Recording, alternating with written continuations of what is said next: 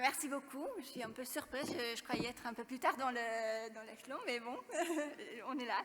Et merci beaucoup. On est ravis d'être ici. Je suis accompagnée par mes collègues et que nous travaillons tous sur vraiment pour promouvoir le biométhane dans la transition énergétique. Et donc ce projet s'inscrit exactement dans cet agenda. Ça fait partie des projets qu'on voudrait voir se réaliser de plus à l'avenir. Et d'un point de vue d'Européen, je voulais dire que le biométhane, c'est une énergie pour le futur.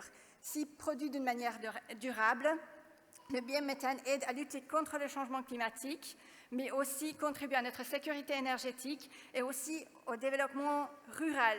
Ça, Monsieur le ministre avait déjà bien expliqué.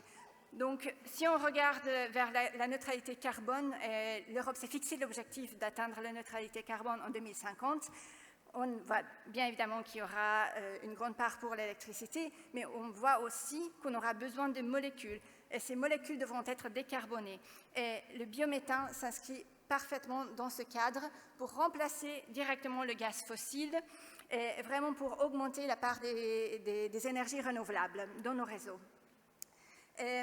Donc, en ce contexte, l'utilisation de biométhane en plus pourra contribuer à enlever des émissions, donc enlever des CO2 de l'atmosphère, parce que si on combine le biométhane avec une technologie de séquestration du carbone, on crée des émissions négatives. Donc c'est vraiment pour le long terme.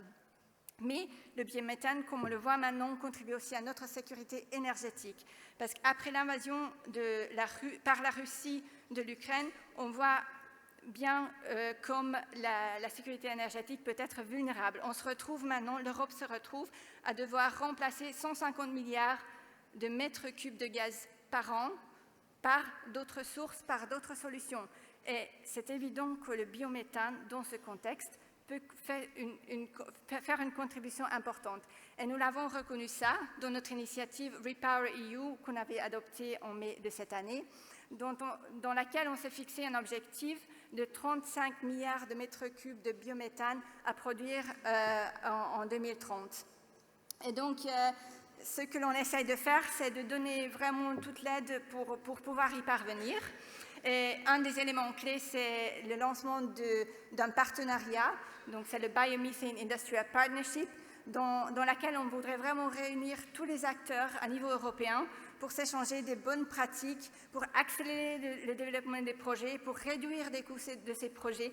Et on trouve que ce projet de biométhane du bois d'Arnel pourra faire une importante contribution pour partager cette expérience et cette innovation qu'il apporte.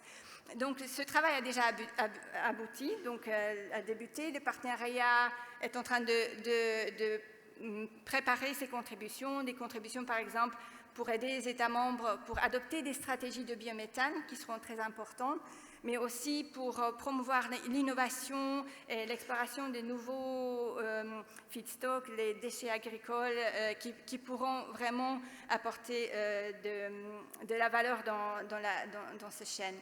Et donc, du coup, le partenariat est évidemment ouvert à tous les promoteurs de projets académiques, tous ceux qui peuvent apporter une valeur ajoutée. Et donc, on vous invite de partager votre expérience lors des prochaines réunions pour que d'autres projets puissent aussi aboutir.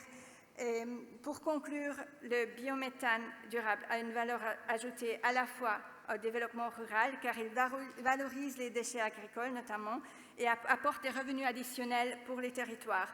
Et apportant aussi de nouveaux modèles de business, comme Monsieur le ministre l'a déjà illustré, et tout en contribuant à la transition énergétique. Donc, comme nous voyons aujourd'hui, c'est un projet innovant et dont le succès est fruit d'une coopération étroite entre les acteurs, les communautés locales, les investisseurs locaux, car j'ai découvert que ce projet a été financé par du crowdfunding aussi, donc très très innovant, mais aussi qui aide à la filière agricole, qui implique la filière agricole, des opérateurs de réseau et des promoteurs de projets. Donc vraiment une coopération étroite qui a apporté ce succès.